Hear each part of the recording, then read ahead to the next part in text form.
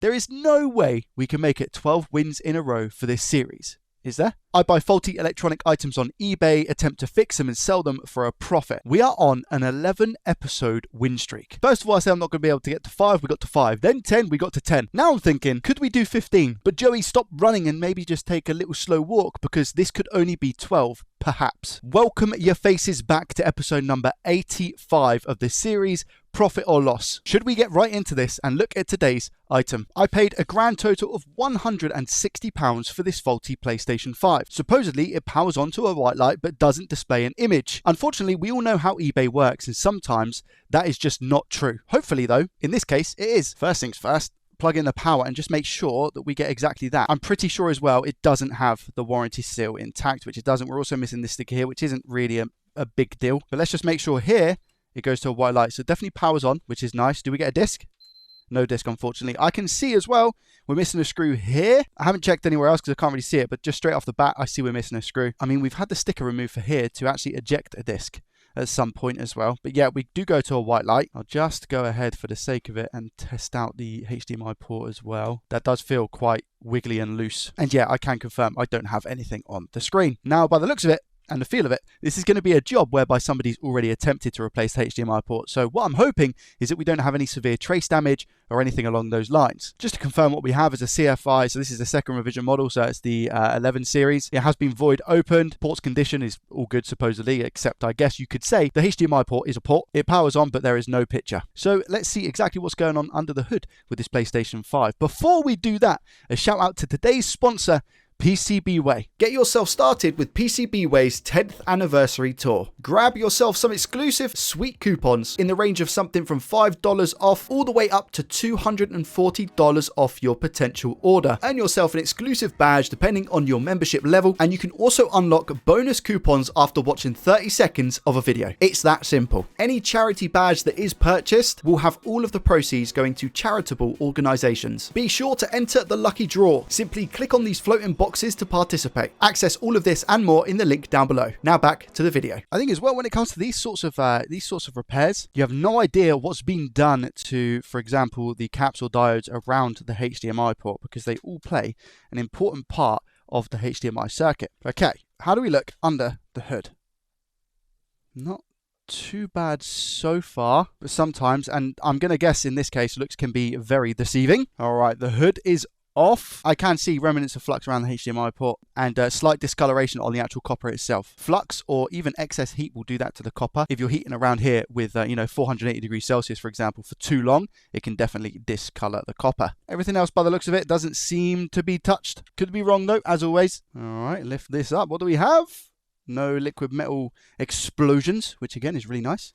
I can see a little bit of an issue with the diode up by the HDMI port. You're not going to be able to see that just yet, but we'll take a closer look in a second. Let's first off, as always, clean up the liquid metal. Now, if the console was clean, I'd say don't worry about the liquid metal we have here because we can just repurpose it and give it a nice clean. No need to suck it up. But the console is indeed not clean, so I'm going to have to dismantle this and give it a nice hoover. So for that sake, I will be cleaning up the liquid metal we have here. Let's head on over to the microscope. I haven't seen this either yet, so I'm going to pan over with you for first glances. Here we go. Ready? Dun, dun, dun, dun. Okay, so the retimer hasn't been touched at all from what I can tell, which is nice. That looks pretty factory, I'm sure anyway. Am I right? I'm going to say yes for the time being. And then if we go over to the actual port, how do we look? Okay, missing a couple of caps. We're missing the tiny little cap that goes just beneath the port here. And yeah, these pins, this isn't even soldered onto the board. We're missing a cap here. We've got the diode here, which looks to be in bad condition, but I think a simple reflow will sort that out. Let's turn over to the back and see if we're missing anything on the back of the board as well. That's very possible. No, okay, that looks pretty clean to be honest. It doesn't look like the solder's come all the way through on these ground pads and the legs, so I just don't think.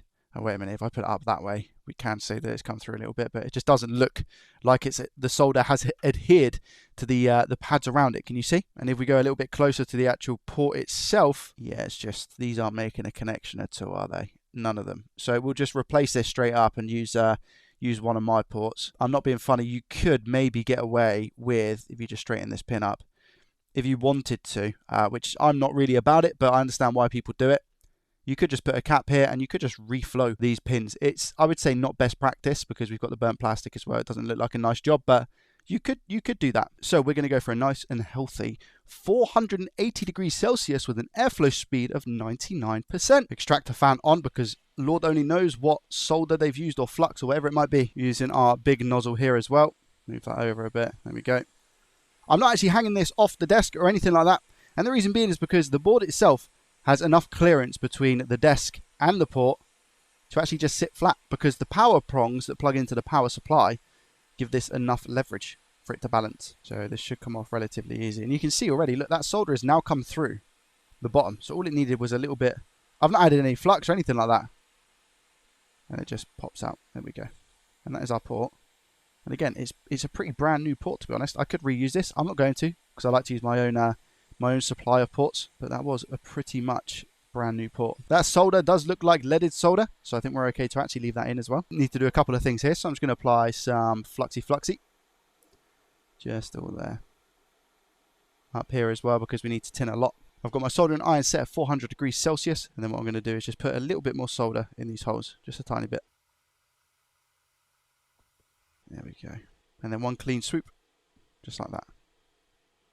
Two, maybe. And then we need to put a little bit of solder here as well. Just go over these pads. But that looks pretty good in my opinion. And now, as always, clean as we go. Get the flux off the board. Flux be gone. So we can see what it is that we're actually dealing with here. Now I can see this without the scope, but if you were new to this, for example, you might struggle seeing that this little diode was slightly out of line. So to fix that, all we need to do is just apply a tiny bit of flux, and I'm only going to go with about 30% airflow here. But you'll see this diode should, if we heat from the top, go back nicely into place. So we can see the solder is wet on the diode now. We just need it to straighten up a little bit. So let's give it a nice little nudge just here. There we go. I think the actual pin's bent on the diode. That's why it's a bit skew with. See? So it actually needs to go like this. Okay, that's fine.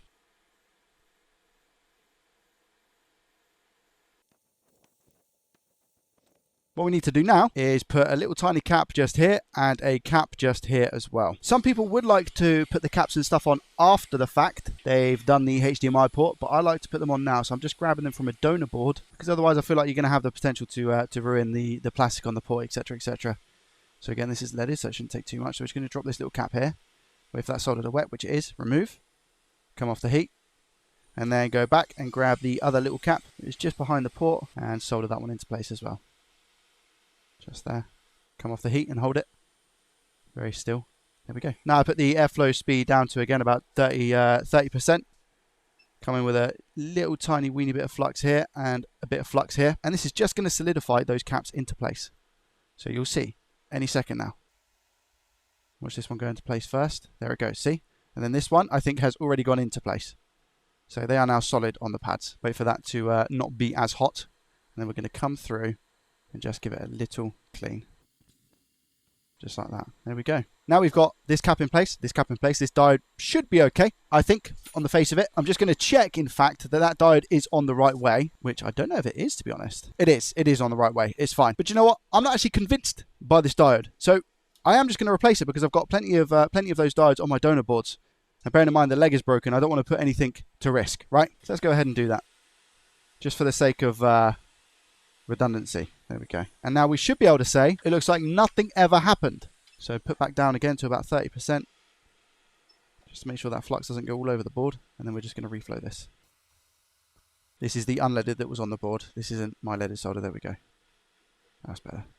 Nice. Again, little clean up. Now this is ready for a HDMI port. We need to do a little bit of tinning, because we like to ensure that this is sat on the board correctly and that the solder adheres to the pads on the board. Put a drop of flux. Iron will stay at 400 because we're not really close to any plastic like we would be on a Nintendo Switch USB-C port. We're just going to glide that over. Just like that. There we go. Now that's flux in between all of that. So we should be able to just scrape that away. Yeah, there we go. Now at this point, I hang the board off the edge of my desk, and we just go ahead and put some flux. Not too much, because we're going to spread it out. Believe it or not, you don't need mounds and mounds and mounds of flux. 480 degrees Celsius, airflow speed, 99%. I'm just going to heat up from the bottom of the board here. And again, if I see any flux go astray, or loose, I will just give it a little wipe. Rotating that heat nicely back and forth. There we go. And you can see that solder starting to wet now because it's leaded. So it's going to happen quick. All of it. And then we're going to drop the port on. Just using my hands there because the port is relatively cold. It'll take a while to warm up. And now I'm holding this heat. And what I'm going to try and do is shimmy the port around. There we go. Just so I can see how we're looking. And make sure that solder is definitely bonding. Back and forth on the heat. I also really want to make sure that solder comes through on those ground legs. Because don't forget, the port itself is going to be cold. Okay, that should be enough. Give it a little bit of force. Tiny little bit of force. Okay, that has solidified. So before I take this off the desk, I just want to make sure that it's in line nicely, which it looks like it really is. And how's the solder looking on the legs? Looking like it's come through. And this side, the same, looking like it's come through. So whilst the board is hot, quick time clean. Get rid of all that flux. There we go. Lovely. Just like that, looking really nice. Make sure quickly that they're all on the pads, which they are. We'll do a solid test in a second. But firstly, we might need to clean up the back of the port. Yeah, just a tad. So we apply a little bit of flux here and here. And here. Just going to round these off. This solder does look a little bit more dull than the solder that I use, especially this one over here. Nonetheless, we should be okay. Board is still relatively hot. So let's just round off this pad. And this one as well. All four of them. There we go. They will now be fine. They aren't the perfect solder job. A perfect solder ball is like a, it's not even a ball, it's like a pyramid. However, this will suffice. A lot better than what it was, that's for sure. Okay, so that's the back of the port looking really nice. And this is the front of the port again looking really nice. One final clean just to make sure all good. And also a really quick nudge test. But all of these do look good. Which they are. Wicked. Okay, well, I'm going to give the PS5 a little clean with the Hoover, and then we can go ahead and give this a test. Just to quickly show you whilst I'm disassembling this, I should say, use the correct words, so you can see how much dust is here. Look, around the power supply. Things you don't see when it's not taken apart. I do have a how to clean your PS5 video that I'll leave just up here if you are interested in cleaning out your own PS5, if you're confident enough to do so. All right, momentous of truthers, we have put things back together to a satisfactory standard in order to test. HDMI port feels good. 3, 2, 1. Cool, stays on. Does it go to a white light is the question. And then we're also going to check on this camera right here. Come on, white light, please. Yes, white light. We haven't broken anything. Nice. And now if we change the scene to HDMI Uno. Now this takes 2 attempts. So the first one will always fail for whatever reason. No idea why. Monitor things. And then if we try a second time, do we get a display? It says HDMI 1. That's really good. Come on, let's go. Now let me put it back together and then we'll give it a full range of tests. There we go, all put back together. HDCP has been disabled, so we can now take a look and confirm that this seems to be all good. I can find my Wi-Fi, I do just need to check a disk, and hopefully this part's okay. Disk going in, okay, takes it. Sounds nice and healthy. We get the disk icon on the screen. God of War load up.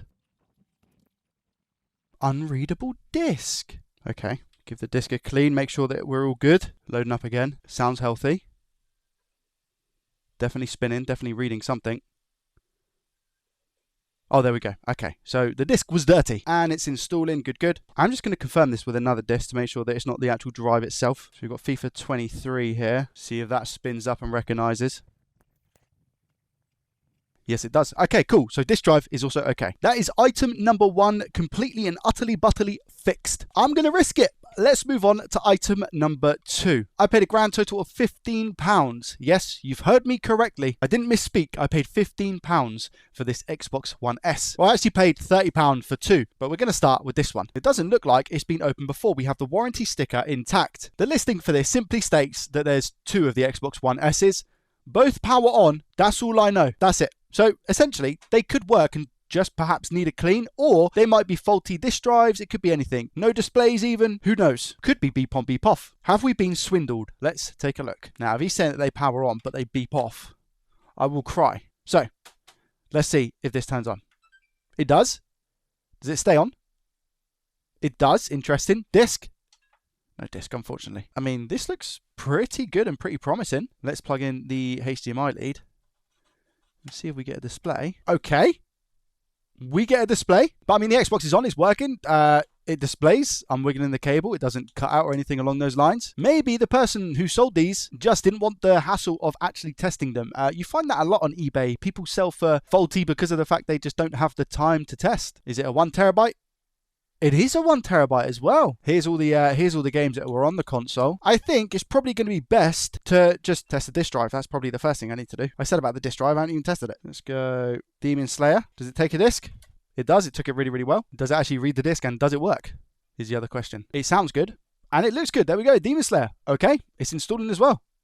Jubbly. It would feel really wrong of me just to go ahead and box this up and list it on eBay without replacing the thermal paste or giving it a little bit of a clean on the inside. That's probably going to take me around about 15-20 minutes or so just to give it a decent clean. I don't want to show you that content because you've seen me do that 1,000 times, and I don't think it will necessarily provide you with any value. Consequently, I do also have a video up here on how to clean your Xbox One S in case you did want to look at that. I'll take it apart, I'll give it a clean. If I find anything entertaining, I'll let you know. I'm just checking the Xbox One S hard drive as well to make sure that it's all healthy and good. Looks to be this 7. It's had a lot of power on, power offs, but not many power on hours. But this drive looks absolutely fine. Fortunately, everything in this console is really clean. Power supply here needs a little bit of a dusting, but other than that, again, no qualms. Take our fan off, and yep, as expected, just dry thermal paste. So we'll get that replaced, and there we go, just like that. Job's a good one. Putting it back together. Okay, well, here's that Xbox One S all back together, and as we clarified, it is working. It's been reset, ready to sell. With that being said, there is no harm in any way, shape, or form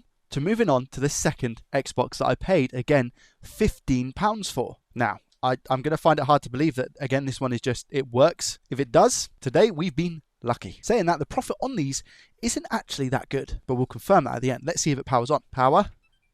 Okay, does it stay on? It does by the looks of it. I'm actually going to remove this sticker now because it looks worse for actually being there. Saying that, now the whole chassis is a different color. Do we get a display? We have a black screen, which, believe it or not, is actually good. We don't get a disc, unfortunately.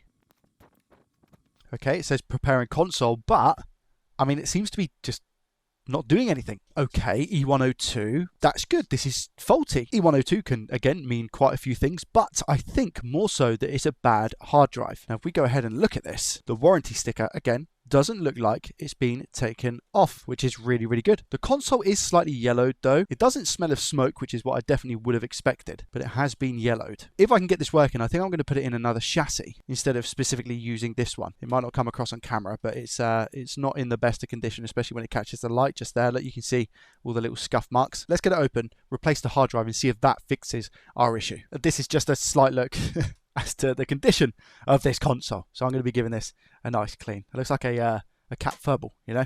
Wow, the state of this is utterly horrifying. It's like hard, thick dust here, and look at this. Oh my gosh. Need new cloth.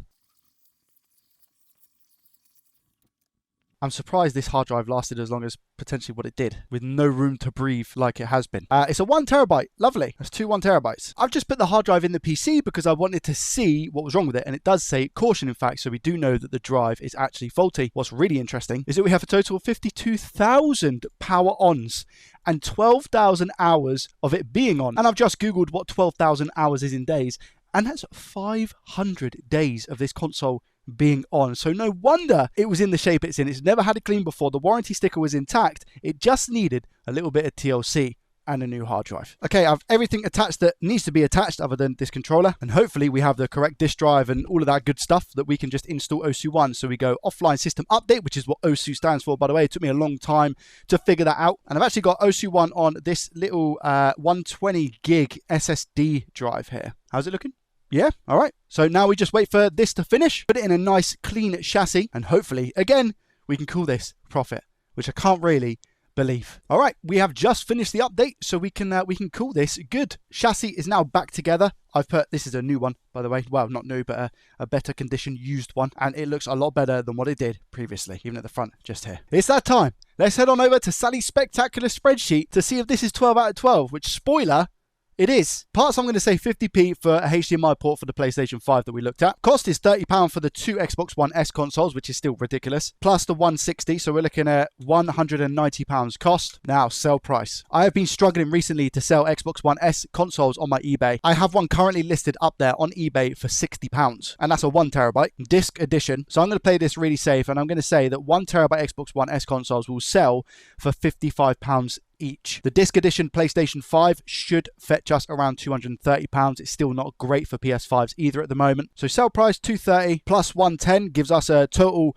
of $340. So we have a profit in today's episode of £118.90. So we go 118.90 here, which, fun fact, by the way, is the most that we've made in an episode throughout this 12-win streak, bringing our profit for the series up to £734.48. I hate to say this, but the end might be coming to a near. 12 wins in a row. Can we make it lucky number 13 in the next episode? Thank you so much for watching. If you enjoy these type of videos, I'll leave a playlist to the first ever episode of this series just up here. Hit the thumbs up button if you enjoyed it. Subscribe to the channel if you're new around here, and I will see you in the next one.